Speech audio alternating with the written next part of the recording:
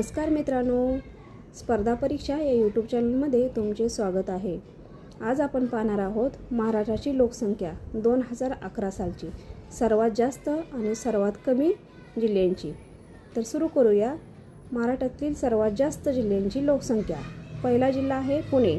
पुण्याची लोकसंख्या 2011 सालची आहे 94,29,408। दुसरा जिल्हा आहे मुंबई उपनगर 93,56,962। तिसरा जिल्हा आहे ठाणे 80,70,032। मित्रांनो, आता आपण शेवटचे 3 जिल्हे पाहूया। सिंधुदुर्ग 8,49,651। दुसरा जिल्हा आहे गडचिरोली 10,72,942। तिसरा जिल्हा आहे हिंगोली 11,77,345। मित्रांनो, स्पर्धा परीक्षेमध्ये आपल्याला उतरता क्रम आणि चढता क्रम लोकसंख्येविषयी विचारला जातो। तर लक्षात ठेवा हे सर्व जिल्हे।